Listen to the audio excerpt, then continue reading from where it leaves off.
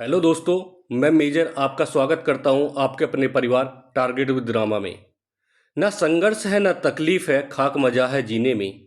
ना संघर्ष है ना तकलीफ है, खाक मजा है जीने में।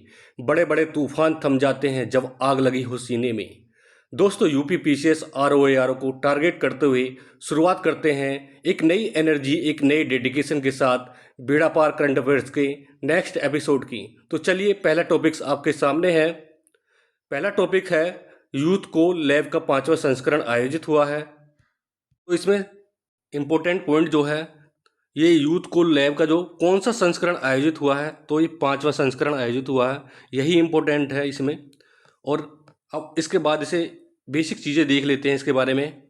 तो इसे किसने लॉन्च किया है? अटल नवाचार मिशन AIM और नीति आयोग और UNDP इंडिया, इन तीनों के सहयोग से इसे लॉन्च किया गया है। तो एग्जाम में आ सकता है कि किसने लॉन्च किया है इसे। तो अटल नवाचार मिशन और नीति आयोग और UNDP इंडिया, इन तीनों ने संयुक्त रूप से मिलकर इसे लॉन्च किया है। और लॉन्च कब किया गया था? दिसंबर 2022 को। और ये यूथ को लैब है क्या चीज़? तो ये एशिया प्रशांत क्षेत्र का सबसे बड़ा युवा नवाचार अभियान है। तो ये भी एग्जाम में आ सकता है, ये भी इम्पोर्टेंट पॉइंट है। ठीक है, अब इसके बारे में देख लेते हैं। ये यूथ को लैब है, ये कौन से प्रोग्राम के द्वारा समर्थन है, मतलब समर्थित है? तो ये है स्प्रिंग बोर्ड प्रोग्राम के द्वारा समर्थित है। ठीक है, अब इसके बारे में जो यूथ को लैब है, इसकी थोड़ा सा और जान लेते हैं। ये किसके द्वारा निर्मित किया गया था? वर्ष 2017 में UNDP और सिटी फाउंडेशन द्वारा सह निर्मित किया गया था। और इसका उद्देश्य क्या था? इसका उद्देश्य नेतृत्व, सामाजिक नवाचार, उद्यमिता के माध्यम से SDG के कार्यान्वयन में तेजी लाने हेतु एशिया प्रशांत देशों के संदर्भ में युवाओं के लिए निवेश करने और उन्हें मजबूत बनाने के प्रति एक सामान्य एजेंडा स्थापित करना था। और इसकी जो पहल थी, ये 2019 में शुरू की गई थी। और यह पहल अभी तक लगभग 28 देशों के और क्षेत्रों में लागू की गई है। और इससे 11,000 से अधिक युवा सामाजिक उद्यमी लाभान्वित हुए हैं। ठीक है, अब इसके बाद हम इसके में क्वेश्चन देख लेते हैं कि क्वेश्चन क्या पूछ सकता है। क्योंकि जो अभी जो UPSSC वीडियो का री एग्जाम हुआ था, उसमें भी इसी प्रकार का एक क्वेश्चन पूछा गया था कि 1 वीक 1 लैब थीम आधारित अभियान निम्नलिखित में से किस संस्थान से संबंधित है? तो यहाँ पर किसने लॉन्च किया है, ये पूछ सकता है। ठीक है, इसलिए इम्पोर्टेंट है ये। अब बात करते हैं इसके प्रैक्टिस क्वेश्चन की। यूथ को लैब के संबंध में विकल्प में से कौन सा तथ्य सही नहीं है, ये बताना आपको। पहला है, अटल नवाचार mission NITI Aayog UNDP India ने 15 दिसंबर 2022 को संयुक्त रूप से एशिया प्रशांत क्षेत्र के सबसे बड़े युवा नवाचार अभियान यूथ को लैब का 5वां संस्करण लॉन्च किया है, ये बात सही है। और UNDP और सिटी फाउंडेशन द्वारा वर्ष 2017 में सह निर्मित यूथ को लैब एक बहुआयामी बहु-स्तरीय मंच है, ये भी बात सही है। यूथ को लैब पहल अभी तक 28 देशों और क्षेत्रों में लागू की गई है, तो ये भी बात सही है। और इस पहल से लगभग 8,000 से अधिक युवा सामाजिक उद्यमी लाभान्वित हुए हैं, ये बात गलत है। क्योंकि लगभग इससे 11,000 जो युवा सामाजिक उद्यमी हैं वो लाभान्वित हुए हैं। ये ज़्यादा इम्पोर्टेंट फैक्ट नहीं है, सबसे ज़्यादा इम्पोर्टेंट यही है कि किसने लॉन्च किया है, कब लॉन्च किया गया है और किससे संबंधित है। ठीक है, तो अब नेक्स्ट टॉपिक पर चलते हैं। नेक्स्ट टॉपिक है हमारा G20 विकास कार्य समूह की पहली बैठक हुई है 2022 में। तो इसमें ये कब कहाँ हुई थी? तो मुंबई महाराष्ट्र में हुई है। ठीक है, और किसकी अध्यक्षता में हुई थी? भारत की में। ठीक है, मुंबई को देख लेते हैं कहाँ पर है। मुंबई है ये महाराष्ट्र में। मुंबई जो है महाराष्ट्र की कैपिटल है। ठीक है, अब नेक्स्ट टॉपिक पर चलते हैं। नेक्स्ट टॉपिक पर चलने से पहले प्रैक्टिस क्वेश्चन देख लेते हैं। 13 से 16 दिसंबर 2022 के मध्य G20 विकास कार्य समूह की पहली बैठक 2022 कहाँ आयोजित हुई है? नई दिल्ली में, मुंबई में, बेंगलोर में, कोलकाता में। तो इसका सही जवाब क्या होगा? तो जल्दी से बताइए इसका आंसर क्या होगा? तो मुंबई में। ठीक है, अब नेक्स्ट टॉपिक पर चलते हैं। नेक्स्ट टॉपिक है हमारा भारत अंतर्राष्ट्रीय विज्ञान महोत्सव 2022, ये चर्चा में आया था। तो अब इसके बारे में बेसिक जान लेते हैं, एग्जाम में क्या क्या इससे इम्पोर्टेंट है। तो ये भारत अंतर्राष्ट्रीय विज्ञान महोत्सव जो है, इंडिया इंटरनेशनल साइंस फेस्टिवल जो है, ये कहाँ कहाँ आयोजित हुआ था? तो आयोजित हुआ था ये भोपाल, मध्य प्रदेश में आयोजित हुआ था। ठीक है, अब भोपाल के जो मैप है इसके मैप देख लेते हैं। इंडिया के मैप, मध्य प्रदेश के मैप में तो भोपाल कहाँ पर है, तो भोपाल है ये मध्य प्रदेश के मैप में। ये भोपाल जो है मध्य प्रदेश की कैपिटल भी है। ठीक है, अब इसके साथ ही इसमें एक दो ज़िले हैं उनको और देख लेते हैं जो हाल ही में चर्चा में रहते हैं। बुरहानपुर है, उज्जैन है, इंदौर है, ठीक है, और ग्वालियर है। अब चलते हैं, इसका थीम क्या था, थीम अर्थात विषय क्या था इसका। जो इंडिया इंटरनेशनल साइंस फेस्टिवल है, इसका विषय है विज्ञान प्रौद्योगिकी और नवाचार के साथ अमृतकाल की ओर अग्रसर होना, अर्थात marching towards Amritkaal with science technology and innovation. ठीक है, और यह महोत्सव जो है भारत सरकार के विज्ञान और प्रौद्योगिकी मंत्रालय के अंतर्गत विज्ञान भारती के साथ साथ प्रौद्योगिकी पृथ्वी विज्ञान मंत्रालय के सहयोग से आयोजित कार्यक्रम है। ठीक है, ये भी क्वेश्चन पूछ सकता है किसके द्वारा इसे आयोजित किया जाता है, तो ये विज्ञान और प्रौद्योगिकी मंत्रालय के अंतर्गत जो विज्ञान भारती है उसके साथ और पृथ्वी विज्ञान मंत्रालय, इन दोनों के सहयोग से आयोजित किया जाता है। ठीक है, अब ये जो था इसका पहला संस्करण जो हुआ था 2015 में नई दिल्ली में हुआ था, 7वां हुआ है गोवा में आयोजित हुआ है। अब इस पे जो क्वेश्चन है वो प्रैक्टिस का उसे देख लेते हैं क्या है। भारत अंतर्राष्ट्रीय विज्ञान महोत्सव 2022 से संबंधित निम्नलिखित कथनों पर विचार कीजिए। पहला है इसका 8वां संस्करण 21 से 24 जनवरी 2022 के मध्य भोपाल मध्य प्रदेश में आयोजित किया गया। इसका पहला संस्करण नई दिल्ली में आयोजित किया गया। तो इसका सही आंसर क्या होगा, ये भी सही है और ये भी सही है, तो सी ऑप्शन सही है। ठीक है, अब नेक्स्ट टॉपिक पर चलते हैं।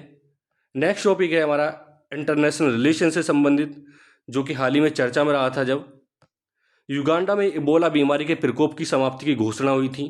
तो ये युगांडा में हुई थी, तो ये हमारे एग्जाम के लिए क्यों इम्पोर्टेंट है, तो इम्पोर्टेंट इसलिए है, देख लेते हैं, क्योंकि जब इस प्रकार के जो बीमारी के प्रकोप की समाप्ति की घोषणा होती है तो उससे क्वेश्चन बनना लाजमी होता है। देखो आप यूपीएससी जो यूपी आरओ है, इसके प्री में 2016 में पूछा गया था, सितंबर 2016 में निम्नलिखित में से किस देश को मलेरिया मुक्त देश के रूप में WHO द्वारा घोषित किया गया है। ठीक है, तो इसमें क्या था, श्रीलंका। उस वक्त श्रीलंका को WHO द्वारा मलेरिया मुक्त घोषित किया गया था, तो क्वेश्चन पूछ लिया था। तो इसी बार ये युगांडा में इबोला बीमारी के प्रकोप की समाप्ति की घोषणा हुई है, तो ये क्वेश्चन पूछा जा सकता है। और साथ ही एक क्वेश्चन और देखते हैं जो अभी हाल ही में पूछा गया था, जो वीडियो का एग्ज़ाम हुआ था, री एग्ज़ाम, तो उसमें पूछा गया था WHO ने हाल ही में किन देशों को मलेरिया मुक्त प्रमाणित किया है। तो पहला ऑप्शन था नेपाल और बांग्लादेश को, दूसरा ऑप्शन था भारत और क्यूबा को, तीसरा ऑप्शन था अजरबैजान और ताजिकिस्तान को, चौथा ऑप्शन था क्यूबा और नेपाल को। तो इसका सही जवाब क्या होगा, तो इसका सही जवाब था अजरबैजान और ताजिकिस्तान। अब इसको जो हाल ही में मलेरिया मुक्त प्रमाणित किया है, और एक मध्य अमेरिका का देश है बेनिज को भी मलेरिया मुक्त घोषित किया गया है। ठीक है, ये भी आपको ये याद रखना है। अब ये देख लेते हैं अजरबैजान और ताजिकिस्तान जो है, इनके बारे में एक पॉइंट इम्पोर्टेंट है कि ये दोनों लैंडलॉक्ड कंट्रीज हैं। ठीक है, लैंडलॉक्ड कंट्रीज हैं। तो विश्व में कितनी हैं, वो 45 विश्व में लैंडलॉक्ड कंट्रीज हैं। तो अब ये लैंडलॉक्ड कंट्रीज क्या होती हैं, वे देश जिनकी अंतर्राष्ट्रीय सीमाएं जो होती हैं समुद्र से नहीं मिलती हैं, उन्हें लैंडलॉक्ड कंट्रीज कहते हैं। ठीक है, और अपने मेन टॉपिक पर चलते हैं। जो मेन टॉपिक था हमारा, जो युगांडा में इबोला बीमारी के प्रकोप की समाप्ति की घोषणा हुई थी, तो ये कब हुई थी, जनवरी 2023 में हुई थी, और किसके द्वारा, युगांडा के स्वास्थ्य मंत्रालय के द्वारा घोषणा की गई थी। ठीक है, और इसी में ही अब क्या आ सकता है कि इबोला वायरस के बारे में पूछा जा सकता है। जो बेसिक क्वेश्चन पूछा जा सकता है, इबोला वायरस क्या है, ये क्या है, एक दुर्लभ लेकिन गंभीर बीमारी है, और ये रक्त स्रावी बुखार के नाम से भी जानी जाती है। और ये सबसे पहले इसकी खोज कहाँ हुई थी, ये कांगो लोकतांत्रिक गणराज्य सूडान वगैरह में हुई थी। और इसकी उत्पत्ति जो होती है फ्रूट बैट अर्थात फल चमगादड़ से होती है, और ये जूनोटिक डिजीज है। ठीक है, तो क्वेश्चन बन सकता है कि हाल ही में किस देश ने सूडान जो एरर है, ये गलती से हो गया, इबोला वायरस के कारण होने वाली इबोला बीमारी के प्रकोप की समाप्ति की घोषणा की है। तो किसने की है, तो ये युगांडा ने। ठीक है, अब नेक्स्ट देखते हैं भाई कि युगांडा कहाँ है मैप पर। जो विश्व का मैप है उसमें देख रहे हैं युगांडा कहाँ पर है। देखो युगांडा जो है ये अफ्रीका महाद्वीप है। ये अफ्रीका महाद्वीप में युगांडा यहाँ पर है। और युगांडा के बारे में एक दो बातें और हैं जो एग्जाम में पूछी जा सकती हैं। युगांडा में ही विक्टोरिया लेक है, यहाँ पर ही ये विक्टोरिया लेक है, ये रही विक्टोरिया लेक यहाँ पर है। और ये पूछा जाता है, सदाबहार क्वेश्चन है कि विक्टोरिया लेक के जो समीपवर्ती देश कौन कौन से हैं। तो ये कौन कौन से हैं? कूट अर्थात केन्या, देखो कूट का मीन्स है केन्या और तंजानिया और युगांडा। ये विक्टोरिया से लगे हुए देश हैं, विक्टोरिया से सीमा साझा करते हैं। ठीक है, आपको ध्यान रखना है विक्टोरिया से सीमा जो सटे हुए देश हैं वो कौन कौन से हैं, वो कूट के नाम से हैं। कूट अर्थात केन्या, युगांडा और तंजानिया। ठीक है, और यहीं से ही जो विक्टोरिया लेक है, यहीं से ही श्वेत जो नील नदी होती है उसका उद्गम होता है। ठीक है, और इसकी युगांडा की जो कैपिटल है वो कंपाला है, आपको याद रखना है। और युगांडा जो है ये विषुवत रेखा है उस पर स्थित है। तो आपको इतना ही इसके बारे में ये दो तीन इंपॉर्टेंट जो थे पॉइंट ये याद रखने हैं। ठीक है, अब चलते हैं अपने जो नेक्स्ट टॉपिक है। नेक्स्ट टॉपिक है हमारा संयुक्त राष्ट्र सुरक्षा परिषद में शामिल 5 गैर स्थायी सदस्य। ये न्यूज आई थी चर्चा में, तो इसमें कौन से देश शामिल हुए हैं? तो शामिल देशों के बारे में देख लेते हैं। जापान, इक्वेडोर, माल्टा, मोजाम्बिक, स्विट्जरलैंड। ठीक है, ये देश जो यूएनएससी में शामिल हुए हैं 5 गैर स्थायी सदस्य के रूप में। तो इनमें से स्विट्जरलैंड जो है ये लैंडलॉक्ड कंट्रीज है। क्योंकि इसलिए बता रहा हूँ क्योंकि जो आरओआर का प्रीवियस ईयर है उनमें लैंडलॉक्ड कंट्रीज से संबंधित क्वेश्चन पूछे गए हैं, तो आपको इसीलिए ध्यान रखना है ये। अब इसके बारे में देख लेते हैं, जापान कहाँ पर है? जापान है यहाँ पर। इक्वाडोर कहाँ है? इक्वाडोर के बारे में देख लेते हैं। इक्वाडोर हो गया यहाँ पर,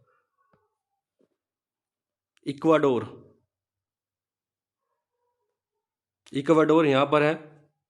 ठीक है, अब साथ ही मोजाम्बिक यहाँ पर है, मोजाम्बिक। स्विट्जरलैंड यहाँ पर है यूरोप में, और माल्टा भी अफ्रीका में है।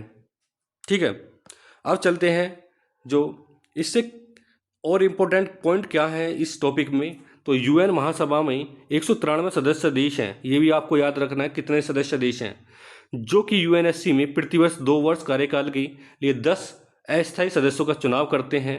और यूएनएससी में ही अपने जगह बनाने के लिए हर देश को 2/3 बहुमत यानी 128 मतों को आवश्यकता होती है। इसमें बहुमत 2/3 की आवश्यकता होती है, अर्थात 128 मत होने चाहिए किसी भी प्रस्ताव को पारित कराने के लिए। और इसमें कुल सदस्यों देशों की जो संख्या है यूएनएससी के बारे में देखते हैं।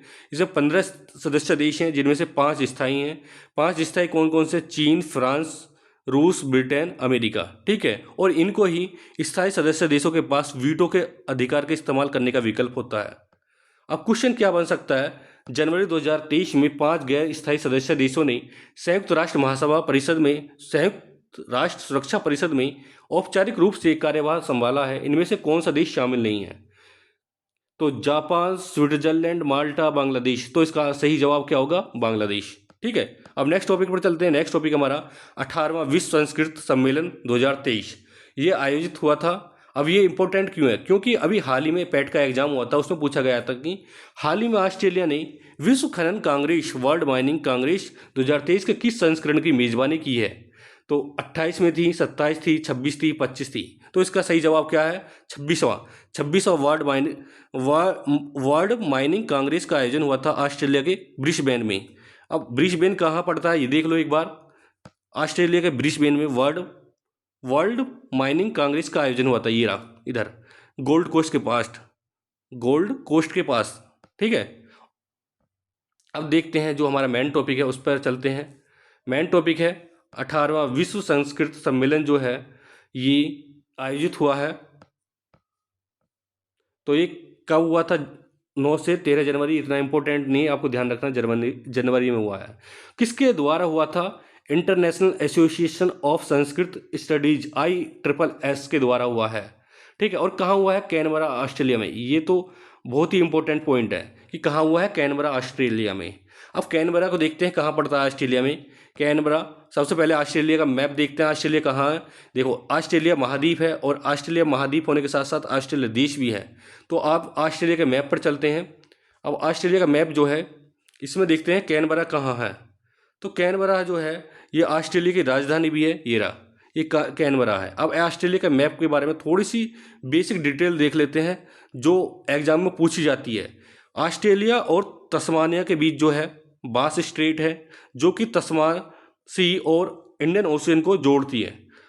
ठीक है, एक ग्रेट ऑस्ट्रेलियन बाइट भी है इसके साउथ में। ठीक है, और इसके जो ईस्ट में है ग्रेट बैरियर रीफ भी है और कोरल सी, जहाँ पर कोरल सी मिलते हैं। और यहाँ पर ही गल्फ ऑफ कारपेंटियर की खाड़ी है, आरफुरा सी भी है इसके नॉर्थ में, और नॉर्थ वेस्ट में तिमोर सी है। ठीक है, आपको ये चीज़ें याद रखनी है। और कौन कौन से शहर इसके इम्पोर्टेंट हैं, पार्थ हो गया और मेलबर्न हो गया, सिडनी हो गया। ठीक है, कैनबरा आपने देख ही लिया, तो इतना ही इसमें इम्पोर्टेंट था जो पूछे जा सकते हैं पॉइंट, आपको ये याद रखने हैं।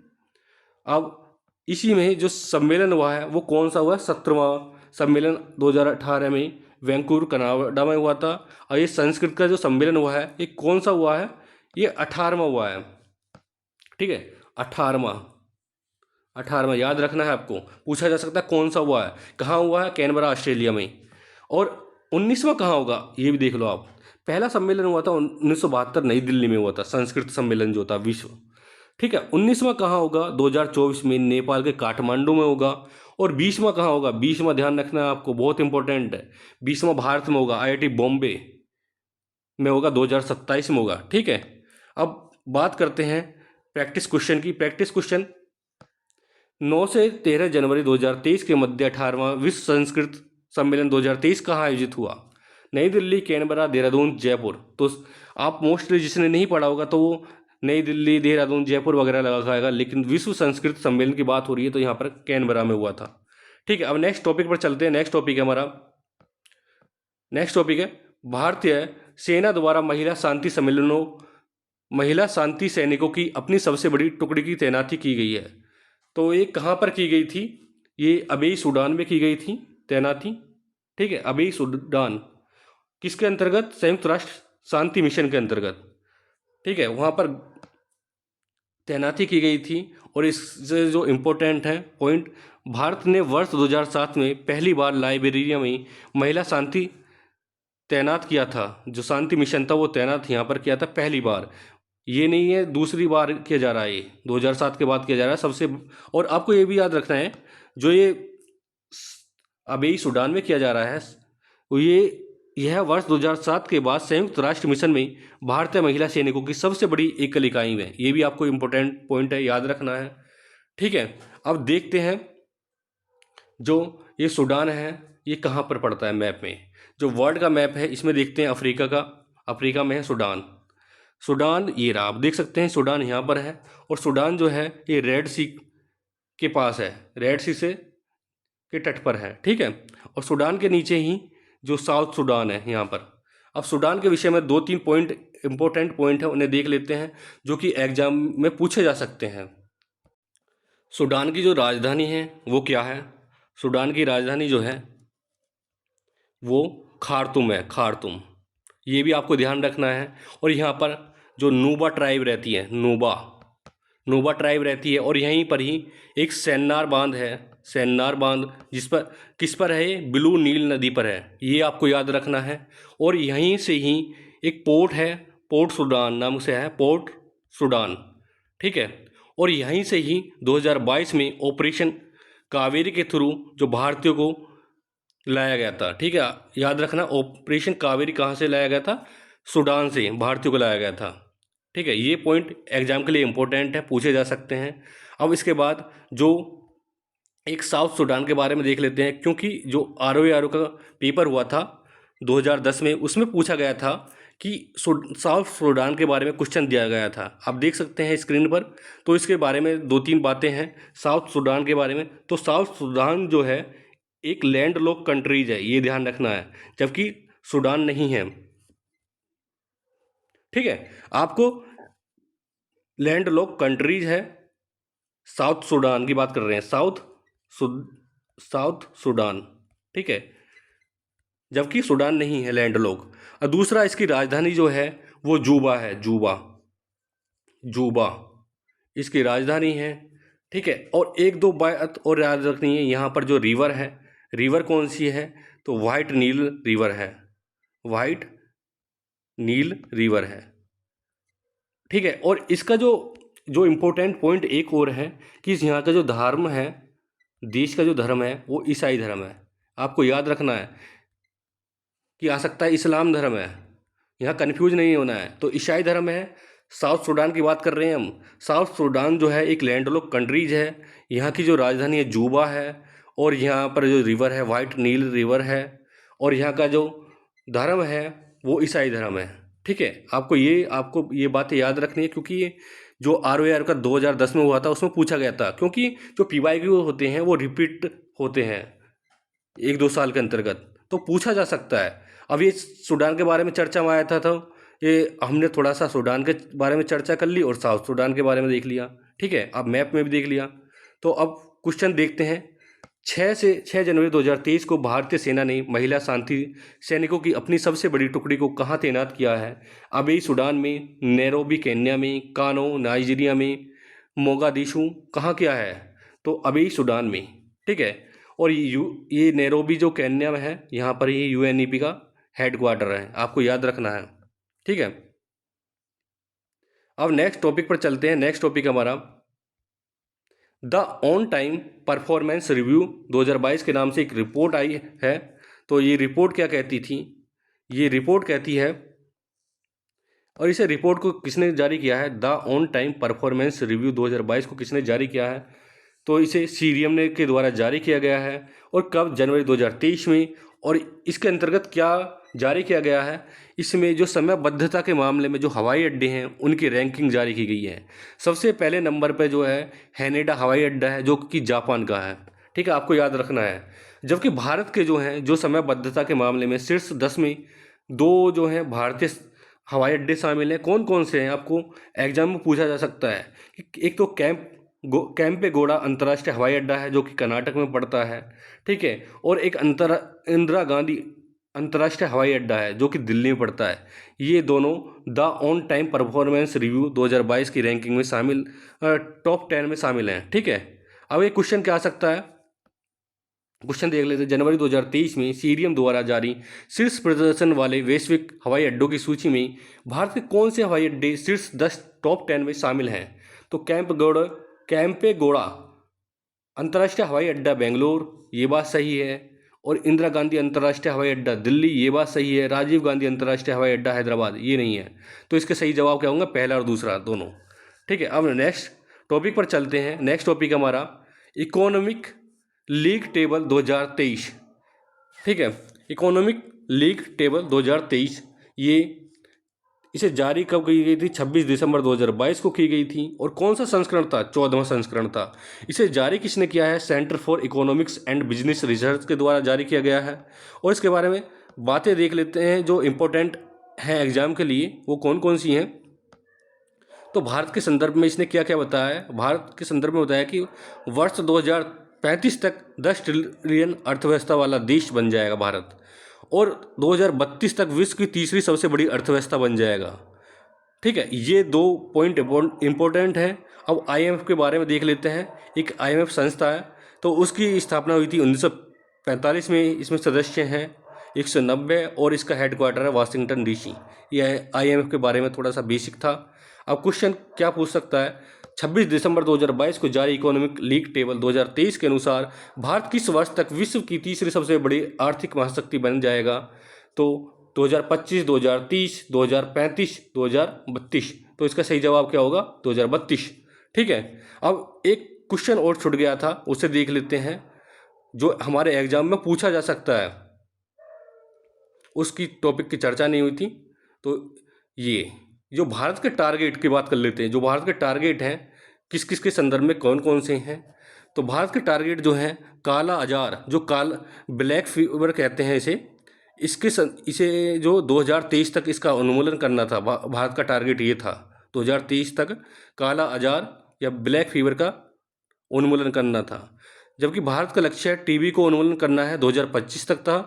ठीक है। और लसीका फाइलेरिया, जिसे हाथी पाँव के नाम से भी जाना जाता है, इसका उन्मूलन करने का उद्देश्य जो भारत का है वो 2027 तक है। अब मलेरिया की बात कर लेते हैं। मलेरिया का जो उन्मूलन करने का टारगेट है भारत का, वो स्थानीय स्तर पर 2027 तक और संपूर्ण रूप से 2030 तक उन्मूलन करने का टारगेट निर्धारित किया है।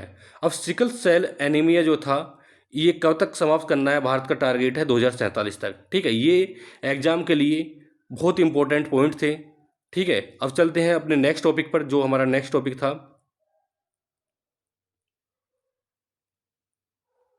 नेक्स्ट टॉपिक हमारा क्रोएशिया यूरोजोन एवं शेंजन क्षेत्र में शामिल हुआ है। ठीक है। क्रोएशिया यूरोजोन एवं शेंजन क्षेत्र में शामिल हुआ है। तो थोड़ा सा बेसिक जान लेते हैं कि क्रोएशिया के बारे में जानने से पहले थोड़ा सा देख लो कि क्या क्या कहाँ कब हुआ है, क्या है नहीं हुआ है। ठीक है। अब बात करते हैं यूरोजोन की। यूरोजोन क्या होता है? यूरो को अपनी मुद्रा के रूप में अपनाने वाले यूरोपीय संघ के देशों का समूह को यूरोजोन कहते हैं। और इसमें कितने देश शामिल हैं? तो 20 देश शामिल हैं। क्रोएशिया इस समूह में शामिल होने वाला 20वां देश है। अब शेंजेन क्षेत्र क्या होता है? शेंजेन क्षेत्र जो होता है, यूरोप का वीजा मुक्त क्षेत्र होता है और ये विश्व की सबसे बड़ा वीजा मुक्त क्षेत्र है शेंजेन जो है। और इसमें 27 देश शामिल हैं और क्रोएशिया जो है ऐसा 27वां देश बन गया है। ठीक है। अब कब शामिल हुआ था? 1 जनवरी 2023 को। ठीक है। अब यूरोपीय संघ की बात कर लेते हैं। यूरोपीय संघ जो है एक राजनीतिक और आर्थिक संघ है और इसकी स्थापना जो ये थी 1 नवंबर 1993 को हुई थी। और इसका हेडक्वार्टर कहाँ पर है? ये कहाँ पर है यूरोपीय संघ? तो मोस्ट्रिच नीदरलैंड में है। इसके सदस्य हैं 27। ठीक है। और क्रोएशिया वर्ष 2023 में यूरोपीय संघ में शामिल हुआ था। ये भी आपको याद रखना है। अब क्रोएशिया के बारे में देख लेते हैं। क्रोएशिया का आधिकारिक नाम जो है क्रोएशिया गणराज्य है, जो कि दक्षिण यूरोप में बाल्कन प्रायद्वीप के उत्तर पश्चिम छोर पर स्थित है। आपको ये ध्यान रखना है इसकी राजधानी क्या है? जगरेब है इसकी राजधानी। और इसकी जो स्थलीय सीमाएं जो हैं, Bosnia Herzegovina, Hungary, Montenegro, Serbia, Slovenia और इटली के साथ समुद्री सीमा साझा करता है।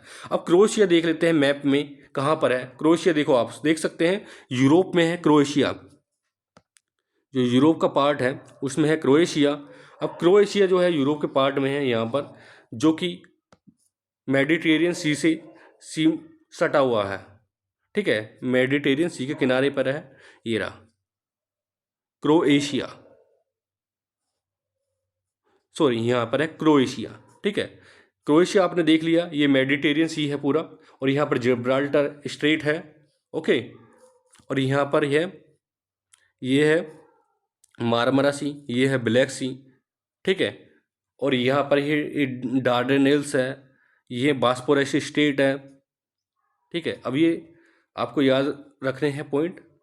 अब जो चलते हैं हम, क्वेश्चन क्या पूछा जा सकता है वो देख लेते हैं। 1 जनवरी 2023 को क्रोएशिया यूरोजोन में शामिल हो गया है। इससे संबंधित निम्नलिखित कथनों पर विचार करें। यूरो को मुद्रा के रूप में अपनाने वाला क्रोएशिया यूरोपीय संघ का 20वां सदस्य है। ये बात सही है। क्रोएशिया यूरोपीय संघ से वर्ष 2014 में जुड़ा हुआ था ये। ठीक है। नेक्स्ट पॉइंट है 1 जनवरी 2023 को क्रोएशिया यूरोप के वीजा मुक्त शेंजन क्षेत्र में पूर्ण रूप से शामिल हो गया था। ये बात सही है, लेकिन ये बात सही नहीं है। देख लो कब हुआ था क्रोएशिया यूरोपीय संघ में कब हुआ था शामिल? तो 2013 में हुआ था, जबकि वहाँ पर 2014 है। अब नेक्स्ट टॉपिक पर चलते हैं। नेक्स्ट टॉपिक हमारा राष्ट्रमंडल के पीठासीन अधिकारियों एवं अध्यक्षों का 26वां सम्मेलन आयोजित हुआ है। याद रखना है कौन सा? 26वां। ये एग्जाम में आ सकता है। कौन सा सम्मेलन आयोजित हुआ है, कहाँ पर हुआ है, उसे देखते हैं। कहाँ पर हुआ है? कैनबरा, ऑस्ट्रेलिया की संसद में किया गया है। ठीक है। कब? 3 से 6 जनवरी को। और भारत का प्रतिनिधित्व किसने किया था? राज्यसभा के उपसभापति हरिवंश नारायण सिंह जी के द्वारा किया गया था। ये हमारे लिए इम्पोर्टेंट क्यों है? क्योंकि अभी हाल ही में जो राजस्थान पीसीएस का एग्जाम हुआ था उसमें पूछा गया था कि राष्ट्रमंडल संसदीय संघ का भारत क्षेत्र का 9वीं सम्मेलन निम्नलिखित में से किस शहर में आयोजित किया गया था? तो इस प्रकार का क्वेश्चन पूछा जा सकता है। उदयपुर था, कोटा, जयपुर, जोधपुर, तो इसका सही जवाब था उदयपुर। तो इसी प्रकार का क्वेश्चन पूछा जा सकता है। तो इसलिए इसे चर्चा करने का, इसे डिस्कस करने का उद्देश्य है। अब देख लेते हैं कहाँ पर हुआ था। कैनबरा, ऑस्ट्रेलिया में। तो कैनबरा ऑस्ट्रेलिया के बारे में हमने मैप में भी देख लिया था, कैनबरा यहाँ पर है, ये रहा ऑस्ट्रेलिया में। तो अब ब्रिस्बेन में ये विश्व सांस्कृतिक सम्मेलन हुआ था। अब कैनबरा जो था ये ऑस्ट्रेलिया में है, ऑस्ट्रेलिया की राजधानी है। और ऑस्ट्रेलिया के बारे में 2-3 पॉइंट हैं जो इम्पोर्टेंट हैं, वो एग्जाम में पूछे जा सकते हैं। कौन कौन से हैं वो देख लेते हैं। ऑस्ट्रेलिया जो है इसे कंगारू का देश भी कहा जाता है, कंगारू का देश भी कहा जाता है। और यहाँ पर ही जो मेरिनो प्रजाति के भेड़ पाए जाते हैं, मेरिनो, ठीक है, मेरिनो प्रजाति की भेड़ पाली जाती है जो कि उत्तम किस्म की होती है। और यहाँ पर एक साइक्लोन आता है जिसका नाम था विली विली चक्रवात आता है यहाँ पर, ये भी ध्यान रखना है। और यहाँ पर एक टेम्परेट अर्थात शीतोष्ण कटिबंधीय घास पाई जाती है जिसको घास के मैदानों को कहते हैं डाउन्स, आपको ध्यान रखना है डाउन्स, ठीक है। ये ऑस्ट्रेलिया के संदर्भ में इंपॉर्टेंट पॉइंट थे जो कि एग्जाम में पूछे जाते हैं। अब नेक्स्ट टॉपिक पर चलते हैं। ब्रिटेन के महाराजा चार्ल्स तृतीय की तस्वीर वाले बैंक नोट। तो ये न्यूज़ थी, तो इस न्यूज़ को डिस्कस करने का उद्देश्य क्या है। अभी जो UPPSCS जो प्री का एग्ज़ाम हुआ है 2023 का, उसमें पूछा गया था क्वेश्चन कि 2 फरवरी 2023 को निम्नलिखित में से किस देश ने केंद्रीय बैंक के अपने करेंसी नोट से ब्रिटिश राजशाही को हटाने की घोषणा की है। ऑस्ट्रेलिया ने, नेपाल ने, श्रीलंका ने, कनाडा ने। तो किसने की थी? ऑस्ट्रेलिया ने। तो इस प्रकार का क्वेश्चन पूछा गया है। और ये अब जो ब्रिटेन के महाराजा चार्ल्स तृतीय की तस्वीर वाले बैंक नोट हैं, इस पर भी क्वेश्चन बन सकता है। तो कौन कौन से नोट हैं ये देख लेते हैं। 5 का है, 10 का है, 20 का, 50 पाउंड मूल्य वर्ग के सभी 4 पॉलीमर प्लास्टिक बैंक नोटों के मौजूद डिजाइन पर इसको तस्वीर दिखाई देगी, ठीक है। अब कब होगी? 20 दिसंबर 2022 को बैंक ऑफ इंग्लैंड के द्वारा, ठीक है। अब ब्रिटेन की लोकेशन देख लेते हैं वर्ल्ड के मैप में। तो वर्ल्ड के मैप में ब्रिटेन कहाँ पड़ता है? तो यूरोप में है ब्रिटेन, जो यूनाइटेड किंगडम है यहाँ पर ब्रिटेन है, इसे ब्रिटेन भी कहते हैं, ठीक है। अब ब्रिटेन के बारे में थोड़ा मैप देख लिया। अब उसके बाद क्वेश्चन देख लेते हैं क्या पूछा जा सकता है। 20 दिसंबर 2022 को बैंक ऑफ इंग्लैंड ने ब्रिटेन के महाराजा चार्ल्स तृतीय की तस्वीर वाले बैंक नोटों के पहले सेट के डिजाइन का अनावरण किया है। और किस मूल्य वर्ग के नोटों पर महाराज चार्ल्स तृतीय की तस्वीर नहीं दिखाई देगी? 5 पाउंड, 10 पाउंड, 50 पाउंड, 100 पाउंड। तो किस पर नहीं दिखाई देगी? तो 100 पाउंड पर नहीं दिखाई देगी, जबकि 5, 10, 50 पाउंड इन पर दिखाई देगी, ठीक है। तो 5, 10 और 20 पाउंड इन चारों पर दिखाई देगी, जबकि 100 पाउंड पर नहीं दिखाई देगी, ठीक है। तो चलिए मिलते हैं नेक्स्ट एपिसोड में। साथ ही ये इनिशिएटिव आपको कैसी लगी इस बारे में अपनी राय कमेंट सेक्शन में दें, इससे हमारी बहुत मदद मिलेगी। तो बहुत बहुत धन्यवाद आपका। चलिए, मस्त रहिए, स्वस्थ रहिए और हमेशा मुस्कुराते रहिए। बहुत बहुत शुक्रिया।